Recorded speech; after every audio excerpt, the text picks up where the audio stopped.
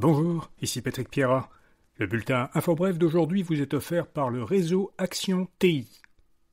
Voici l'essentiel des nouvelles en ce jeudi 30 octobre. La Banque du Canada a abaissé son taux directeur pour le fixer à 2,25%.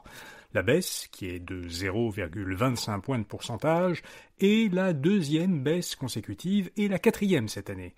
Mais ce pourrait aussi être la dernière baisse avant un certain temps, a indiqué le gouverneur de la Banque du Canada, Tiff Macklem. Il estime que le taux directeur est actuellement à un niveau approprié pour maintenir l'inflation près de 2% et aussi assez bas pour aider l'économie face aux tarifs américains. Autrement dit, le taux directeur canadien pourrait rester à 2,25% pendant un bon bout de temps. Aux États-Unis, la Réserve fédérale, la Fed, a elle aussi abaissé ses taux de 0,25 points de pourcentage. Elle les a ramenés dans une fourchette comprise entre 3,75 et 4%.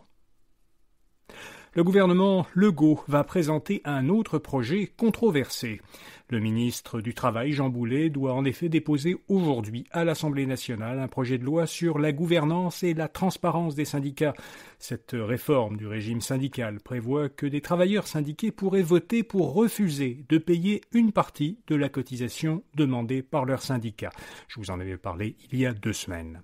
Les 9 principaux syndicats s'étaient fermement opposés à cette idée le mois dernier, lorsqu'une ébauche du texte avait fuité du ministère du Travail.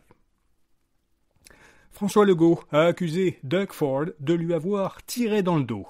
Le premier ministre ontarien a invité les médecins québécois qui souhaitent quitter le Québec à l'appeler directement sur son cellulaire pour venir exercer en Ontario. Doug Ford a promis de les faire travailler rapidement et de leur offrir une meilleure qualité de vie. François Legault a jugé que cette invitation était totalement inacceptable de la part du Premier ministre ontarien.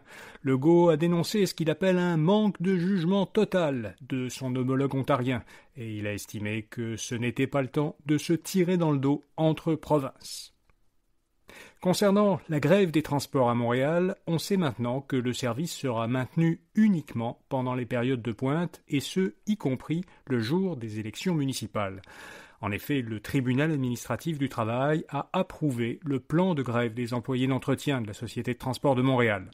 Résultat, à défaut d'une entente entre le syndicat et l'employeur, à partir de ce vendredi soir et jusqu'au 28 novembre inclus, donc pendant 4 semaines d'affilée, le métro sera ouvert seulement de 6h30 à 9h40, de 14h45 à 17h50 et de 23h à 1h du matin.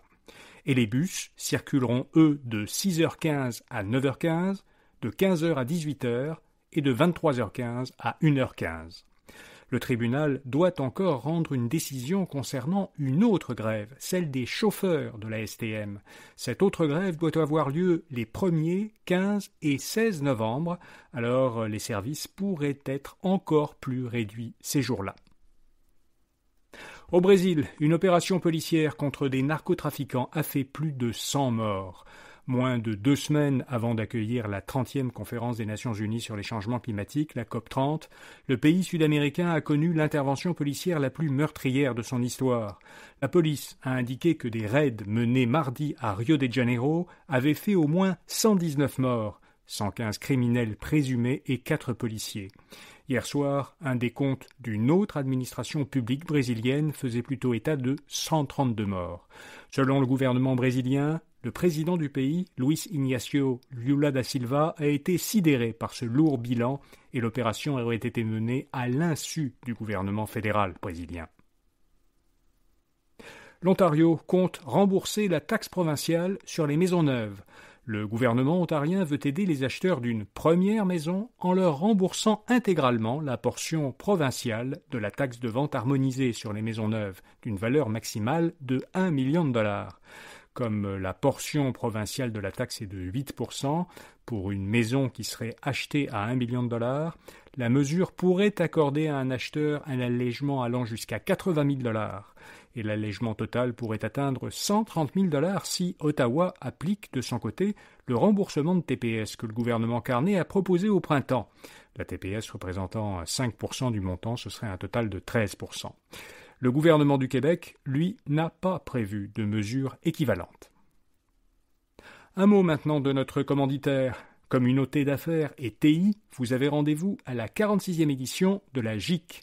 L'événement est de retour le 19 novembre au Centre des Foires à Québec. Conférences, ateliers, cas clients et réseautage, c'est l'événement à ne pas manquer si vous êtes en TI. Détails et billets au actionti.com. Une étude annuelle sur les programmes de fidélisation menée par la firme montréalaise Adviso fournit pour la première fois des données sur le Québec. L'étude classe des programmes de fidélisation selon 3 critères: l'impact sur les dépenses des consommateurs, l'appréciation des consommateurs et la capacité à les fidéliser. Selon l'étude, les 3 programmes les plus performants au Québec sont Récompense Domino's de Domino's Pizza, Récompense Mon McDo de McDonald's et PC Optimum de Loblaw. Plusieurs grandes entreprises technologiques américaines ont publié hier leurs résultats trimestriels. Microsoft et Google ont enregistré respectivement des hausses de leurs bénéfices nets de 12% et de 44% sur un an, grâce à la forte croissance de leurs activités d'info nuagique et d'intelligence artificielle. Meta a, pour sa part, vu son bénéfice net chuter de plus de 80% sur un an. L'entreprise a subi une charge fiscale exceptionnelle de presque 16 milliards de dollars américains due à des changements dans les lois fiscales américaines. Et puis la valeur de Nvidia bat un nouveau record. La société américaine est devenue hier la première entreprise dont la capitalisation boursière a dépassé 5 000 milliards de dollars américains. Elle vaut 5 fois plus qu'il y a 2 ans. Nvidia a fortement profité ces dernières années de la demande galopante pour les puces qui sont nécessaires à l'intelligence artificielle. La société représente désormais à elle seule 8% du principal indice boursier américain, le S&P 500. Voilà, vous savez l'essentiel. Bonne journée et à demain matin.